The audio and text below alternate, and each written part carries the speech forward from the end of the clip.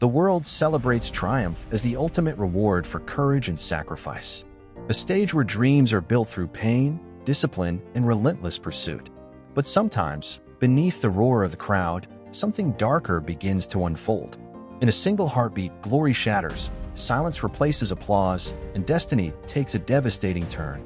These are not stories of victory, but of moments when ambition pushed too far and the cost became irreversible. Number 1. Nicolas Bocquet. He was killed by speed. Just moments before the finish line he would never reach. On February 22, 1992, high in the French Alps, the air was thin, cold, and charged with danger. This was speed skiing.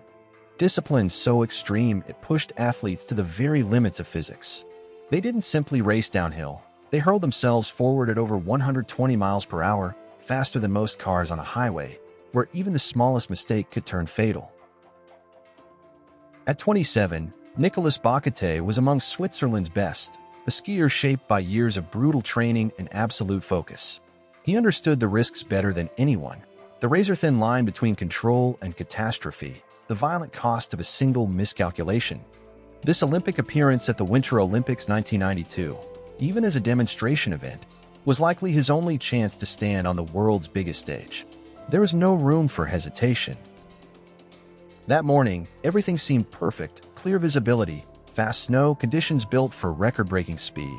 During a warm-up run on a slope beside the official course, he launched off a small bump, a routine motion for athletes accustomed to flying just inches above the ice.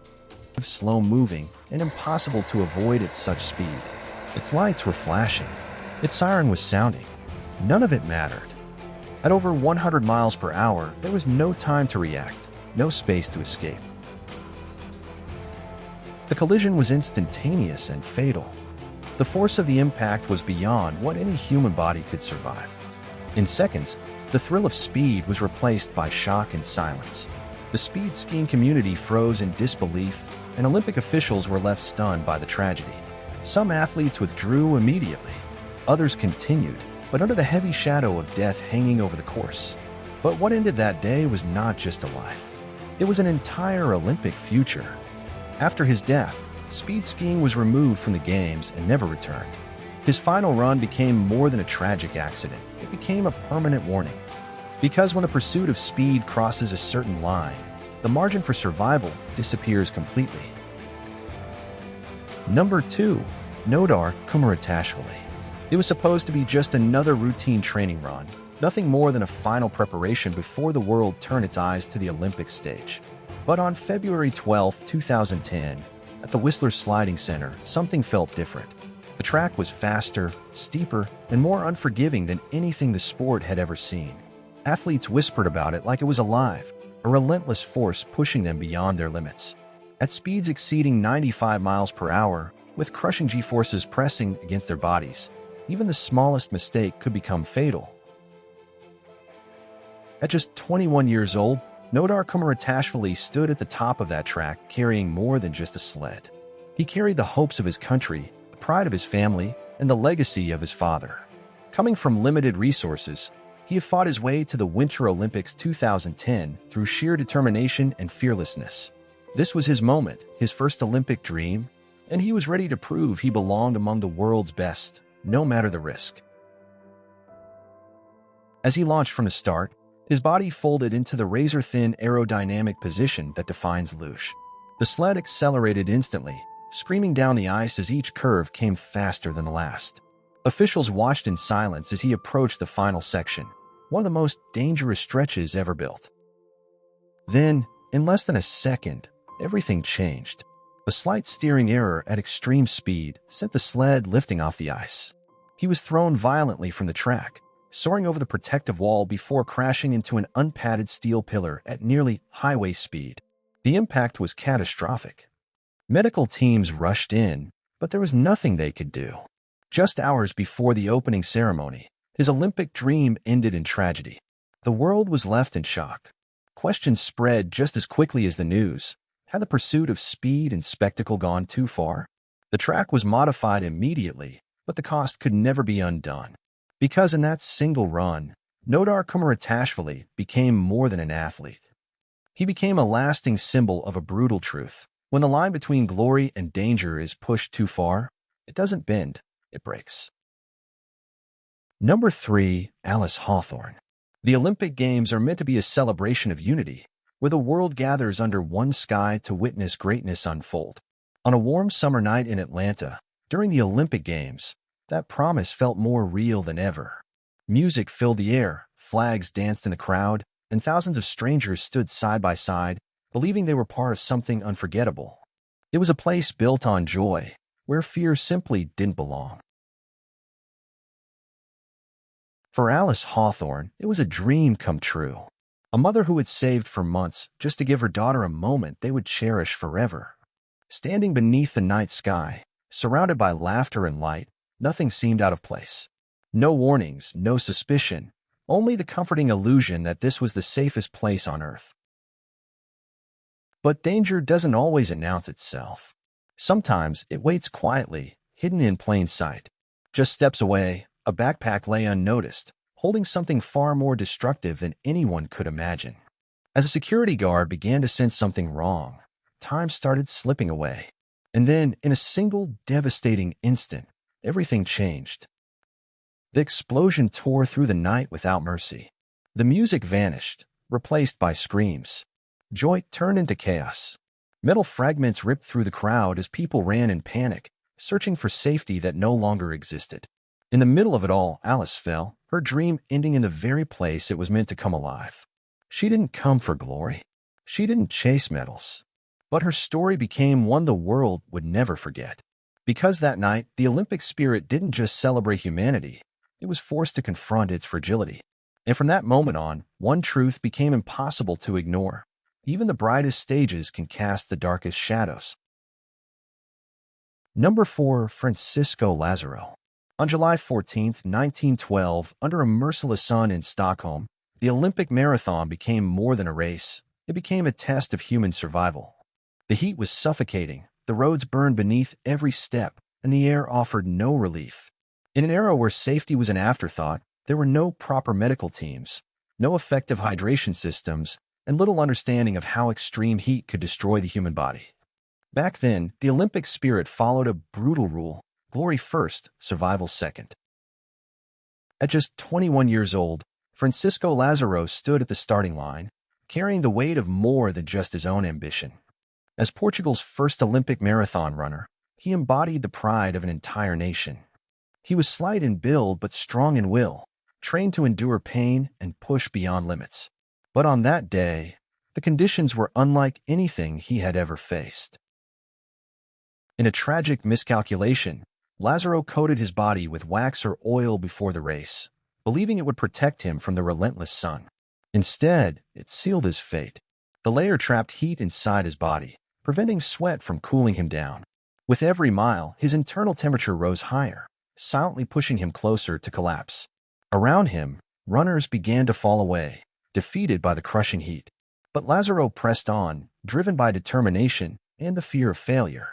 As the race stretched on, spectators began to notice the warning signs. His steps became unsteady, his movements erratic, his eyes unfocused.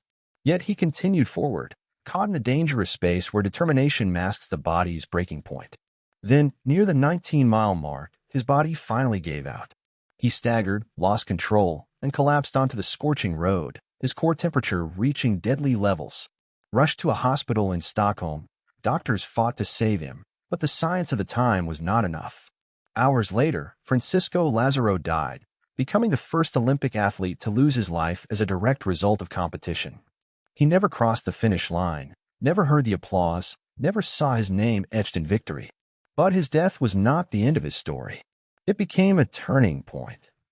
The tragedy forced the world to confront a harsh truth: human limits cannot be ignored without consequence. In the years that followed, water stations were improved, medical supervision became essential, and heat safety protocols were introduced, changes written in the cost of his life. Francisco Lazaro did not win a medal, but his final race drew a line that still defines sport today, the line where ambition must yield to survival. Number 5. Nud Ingemark Jensen. On August 26, 1960, the sun over Rome didn't just shine, it punished. The streets radiated heat like an open furnace, pushing temperatures past 104 degrees and turning the Olympic cycling course into a relentless test of survival. At the Summer Olympics 1960, the 100-kilometer team time trial demanded more than speed. It demanded endurance, discipline, and a willingness to suffer longer than anyone else. At just 23 years old, Knud Enemark Jensen had built his life around that suffering. Endless miles, brutal training, a body conditioned to endure pain. He was prepared for the race. But nothing could truly prepare him for this. The heat pressed in from every direction, draining strength faster than determination could replace it. Still, the Danish team pushed forward, locked in formation, chasing seconds that could define their legacy. As the race stretched on, the signs began to show. Subtle at first, slight instability, delayed reactions, a rhythm just barely off. But in a race like this, slowing down meant falling behind, and falling behind meant losing everything. So Jensen kept going, riding that dangerous line where willpower disguises warning. Then, in an instant, it broke. He swayed, lost control, and collapsed from his bike. His head struck the pavement with violent force, the sound cutting through the race like a warning no one could ignore. What was meant to be a path to glory became a scene of tragedy. Officials rushed in as he lay unconscious, his body overwhelmed by heat and trauma. He was taken to a hospital in Rome, but the limits of medicine at the time offered no. Hours later, Knud Enemark Jensen was gone. His death sent shockwaves through the Olympic world, forcing a question no one could avoid. How far is too far? Because that day, it wasn't just an athlete who fell. It was the illusion that human limits could always be pushed further. Changes followed. Stricter medical oversight, heat regulations, safer race conditions. Jensen never crossed the finish line that day. But in his final ride, he drew one that still stands. A line between ambition and survival, a line that the world would never again ignore. Number 6. Ignaz Stephenson. He wasn't reckless, he was brilliant. A pioneer of early aviation, Ignaz Stephenson was among the first to prove that invisible thermal currents could lift a powerless glider high above the skies of Vienna. His mastery of flight, built on precision and a deep understanding of physics, earned him a place at the Olympic Berlin 1936, where he was selected to lead Austria's glider team in a demonstration meant to showcase humanity's control over nature. It was supposed to be a celebration of progress, a moment where man proved he could conquer the sky. But days before that moment, during what should have been a routine training flight, everything changed. Without warning, one wing of his glider fractured midair, and in an instant, perfect control turned into violent chaos. The aircraft twisted and spiraled downward, transforming precision into free fall. Stephenson reacted immediately, deploying his parachute, but at just 700 meters, there wasn't enough sky left to save him. The ground came too fast, and the impact was fatal. His death sent a chilling message through the Olympic world. Not all danger comes from competition, and not every risk can be overcome by skill or experience. Sometimes the greatest threat lies beyond human control, in the unforgiving laws of physics themselves. Number 7. Baumann Galburn's had. Baumann Galburn's had. The survivor who couldn't outrun fate. He had already defeated death once. As a young soldier in the Iran-Iraq War, Baumann Galburn's had stepped on a landmine that tore away his left leg and nearly ended his life, a moment that would have ended most stories before they even began. But for Baumann, it became the beginning of something greater. He refused to be defined by loss, rebuilding himself through relentless discipline, and rising to become a Paralympic weightlifting champion before reinventing himself once again as a cyclist. By the time he arrived at the Rio 2016 Paralympic Games, he was more than an athlete, he was a symbol of resilience, carrying not only his own dreams but the pride of an entire nation that believed nothing could break him again. Yet the road he faced offered no mercy. The mountainous course twisted through steep descents and sharp turns, where speed left no room for error, and in the middle of that unforgiving race, everything changed in a single instant. On a downhill stretch, Baumann lost control, and his bike slammed violently into a rock. He wore a helmet, he followed every rule, but none of it mattered. The impact caused severe head trauma, and as he was rushed toward medical care, his heart stopped before he could be saved. He had survived war, amputation, and years of unimaginable struggle, only to be taken by a moment measured in seconds. Behind him, a devastating silence remained, as his young son, already having lost his mother, was left alone in the world, and the Paralympic Games lowered their flags in mourning. Because Bauman's story left behind a truth far more haunting than any victory. Sometimes courage is not enough, survival is not guaranteed, and the line between triumph and tragedy is thinner than anyone dares to believe. Number 8. Kazimierz Kaczmarzyk. Kazimierz Kaczmarzyk. Too old to quit, too late to stop. In January 1964, the world turned toward Innsbruck, where luge is about to make its Olympic debut, a sport defined by raw speed, minimal protection, and consequences that left no room for error. Among the athletes stood Kazimierz Kaczmarzyk, 55 years old and the oldest competitor at the Games, a former Royal Air Force pilot respected for both his experience and quiet determination. Younger athletes called him Uncle, but on the ice he refused to be seen as anything less than a true competitor, determined to prove that age had not taken his place in the sport. Yet the track itself told a darker story. Sections were waterlogged, the ice unpredictable, and crashes had already become disturbingly common during training runs. Athletes raised concerns. Journalists took notice, but the warnings were ignored. Then, during a practice run, everything changed in an instant. His sled began to vibrate violently, slipping beyond control before launching off the track. There was no time to react, no chance to recover, only a brutal impact that left his body shattered.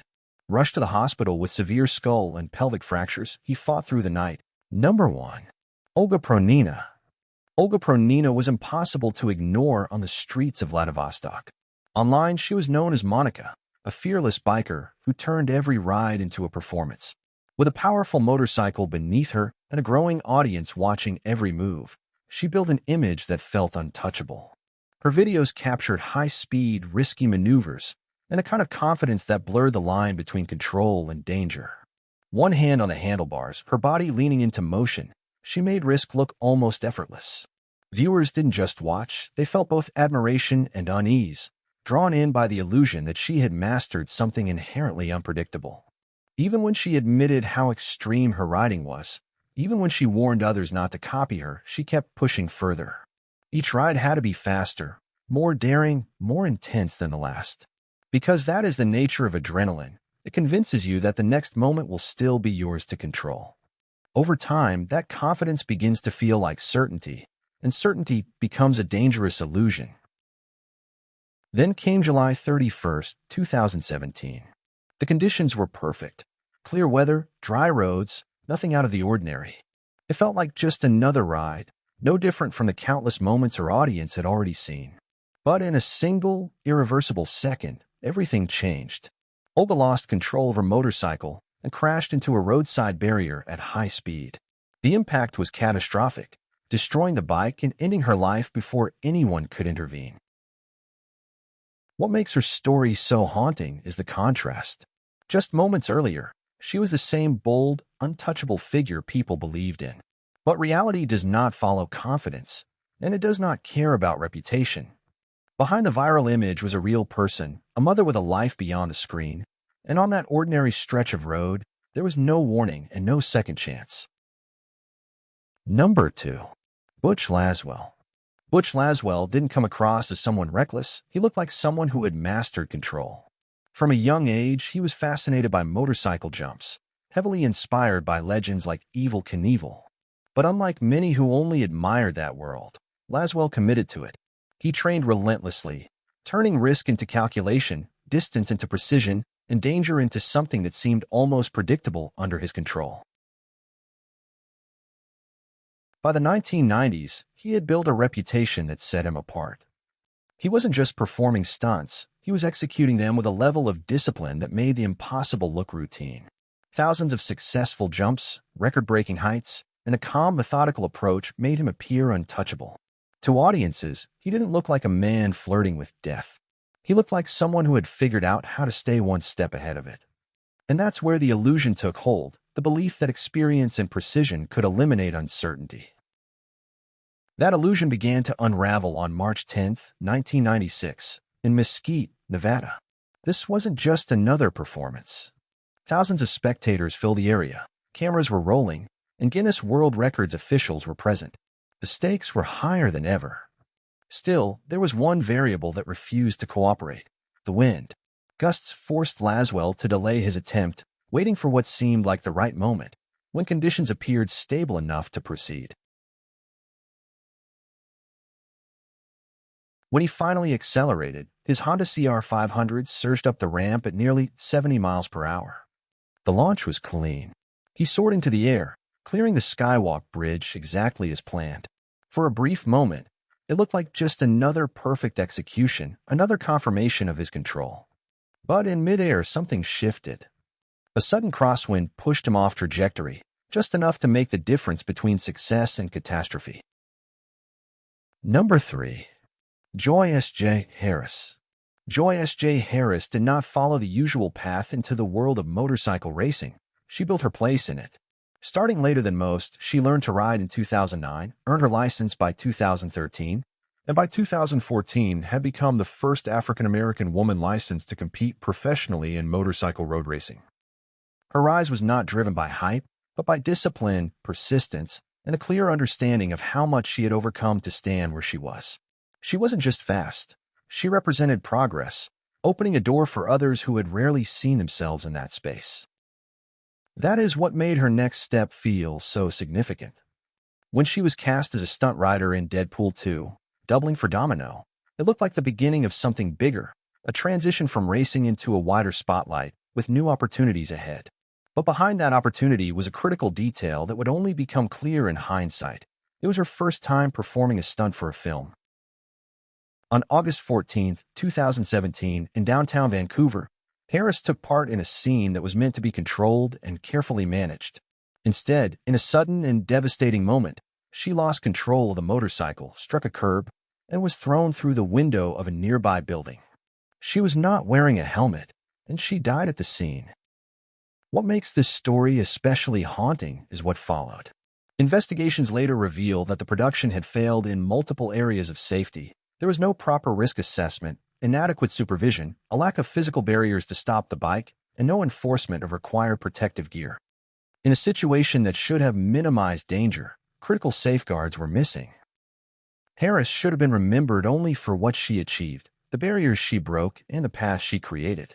Instead, her story became something more painful, a reminder that progress and opportunity can still be overshadowed when safety is overlooked. In a single moment, a rising future was cut short, not just by chance, but by failures that should never have been ignored. Number 4. Barry Oakley. Barry Oakley was not just a motorcycle rider. He was a defining sound behind the Allman Brothers Band, a bassist whose melodic, restless style helped shape the band's identity. On stage, he felt alive, energetic, and irreplaceable. But off stage, something had already begun to unravel. After the tragic death of Duane Allman in a motorcycle crash in 1971, Oakley was deeply affected. Friends and bandmates noticed the shift. He continued to perform, but the weight of grief was always present, quietly changing him. That is what makes what happened next feel less like coincidence and more like a cruel echo. On November 11, 1972, in Macon, Georgia, Oakley was riding his motorcycle when he crossed the center line on a curve and collided with a city bus. The impact threw him from the bike, and he suffered a serious head injury. Yet in a moment that would later feel tragically irreversible, he refused medical treatment at the scene and chose to go home. Hours later, his condition worsened. Disoriented and in severe pain, he was finally taken to the hospital, where doctors discovered massive internal injuries. It was too late. Oakley died soon after, at just 24 years old. What makes this story especially haunting is its symmetry. He died only 3 blocks away from where Duane Allman had lost his life the year before. Same city, same kind of accident, and at the same age. It turned an already devastating loss into something almost unimaginable, as if the same road had claimed 2 lives in nearly identical ways. Barry Oakley's story is not just about a crash.